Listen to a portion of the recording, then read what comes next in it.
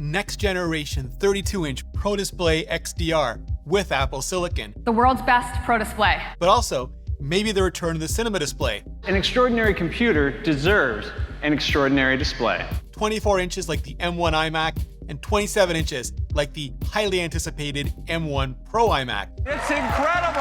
YouTube says 70% of you watching still aren't subscribed, so hit that bell button so that we can make the best community in tech together. There's a brand new, hot off the griddle report from Dylan DKT saying LG, lucky gold star, life is good, is working on 3 new displays. So far, unbranded displays, and one, but maybe all of them, could be waiting on an Apple logo. I'm not even gonna try to hold this back because this makes me so incredibly excited.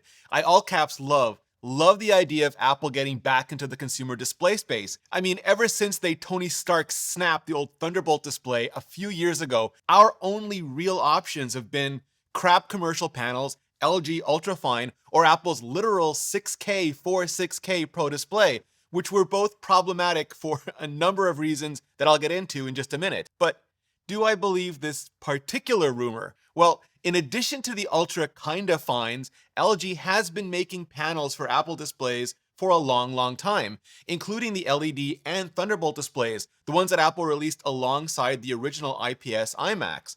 Also, when Apple unceremoniously exited the consumer display business a few years ago, it was exactly those ultrafine 4K and 5K displays that they collaborated on to fill the giant sucking, gaping gaps that they left behind. But if these rumors are talking about actual Apple-branded displays, then LG wouldn't be working on anything other than the mini LED for the panels, which they then hand over to Apple's display team for literally everything else, like the entire implementation, as well as industrial design, hardware engineering, platform technologies, to turn them into actual Apple products. Because Apple's specs for fabrication do not white label, so whatever enclosures these panels are currently in would just be for testing and validation, not for brand stamping. That is, if these are actually meant to be Apple-branded displays. Which could make the kind of sense that does, and the first and most likely candidate for that, for an actual Apple-branded display, is a new version of the 32-inch Pro Display XDR, basically a second generation of what Apple introduced back at WWDC 2019, alongside the re-cheese-grated modular Mac Pro.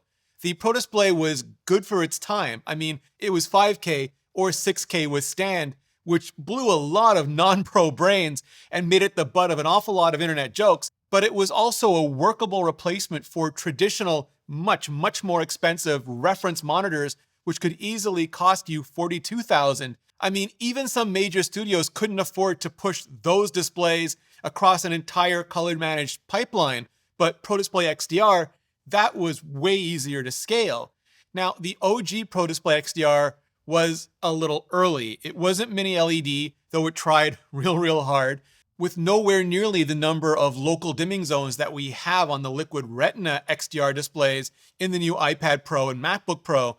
So it was way more prone to blooming, vignetting, and off-angle issues. But even though it was cheap compared to traditional reference monitors, it was still hella expensive for anyone not on a critical color-accurate production pipeline, which is to say the vast majority of people, especially because it's been Apple's only display as of the last few years. So an improved version of that, an even better reference monitor, keeping the nano texture option, but adding up to 120 Hz ProMotion adaptive refresh, even at the same price, would be fine.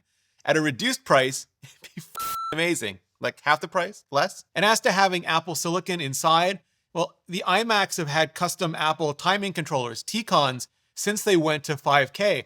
That's how they went to 5K, by stitching and syncing 2 streams together without any tearing down the middle. And that's also why we lost target display mode. Now, I know the minute you hear dedicated Apple Display Silicon, every nerd worth their Twitter snark is probably hoping that means an external GPU of some kind in the display, something that would just take the burden off of the Mac that you're plugging into it. But my guess is it'll be something a little different, if not even more sophisticated, given all the display engines that Apple's been building into the A series and into the M series for the last few years. Basically, something that lets us get even better performance than the mini LEDs that the atoms themselves would otherwise allow, including an actually good I/O controller for an actually reliable hub. And the other two displays, the 24-inch and 27-inch displays, those could mark Apple's long-rumored return to the consumer display space, which would be equally terrific. LG makes great panels, but not very good enclosures, sometimes downright terrible, like when they forgot to properly tinfoil up the first run of ultrafines to prevent Wi-Fi interference, which was just a quad major oof, so much oof. Also, I'm still a firm believer in the horn effect, which is the opposite of the halo effect. The display is the most visible, the most prominent part of any machine, any setup. So why just give away that branding, that mind space, that entry point to any other company? So if they do get Apple logos, they could be the next generation of Apple Cinema display, not LED or Thunderbolt, but mini LED, and maybe marketed as Liquid Retina XDR displays, just like Apple's other mini LED displays. Just big, beautiful, ultra crisp, ultra glossy displays, the kind that just make Dave 2D ultra happy. Now, does that mean the 24-inch would have an off-white bezel and come in the full taste of the rainbow colors like the 24-inch iMac? And would that also mean the 27-inch version would only be silver and space gray to match the more professional colors Apple uses in their Pro lineup? The 24-inch could just be an HDR display. And I realize saying just an HDR display shows how ludicrously far we've come just in the last few years. But the 27-inch could have some limited reference monitor capabilities as well, especially given the M1 Pro and M1 Max MacBook Pros have exactly those limited capabilities baked into them already. Also, nano texture option and 120 Hz ProMotion as well, because that's just what Pro versions need to get these days, right? Although it could be true either way, whether they have Apple logos on them or they just end up being the next generation of ultrafines, because finding a quality display, something truly on par with Apple displays, has been really, really hard for the last few years. Like, our eyeballs are bleeding from all the poor quality pixels we've been forced to stare at so hard for so long. Not at all like choosing audiobooks or basically any form of spoken audio, because that's just been ridiculously easy thanks to today's sponsor, Audible. I've been using Audible for well over a decade. Back in the day, I'd listen for hours during my daily commute to and from work. Now I listen while working out or going for walks or cooking or cleaning, and I've gotten my whole entire family hooked on them as well. One of the books I just re-listened to is Dune, especially if you've only seen the movie and never delved into the novel. There's just so much more there, and it'll make you love the movie and the upcoming sequel just that much mentat level more. Because as an Audible member, you can choose one title a month, a classic, a bestseller, a hot new release, and it's yours to keep forever. But also, you get access to Audible's streaming library, the Plus catalog, which includes podcasts, originals, and so much more. And you can stream all of it, everything you want, as much as you want. And right now, you can save 60% on your first 3 months. Just visit audible.com/Rene Ritchie or text Rene Ritchie to 500-500.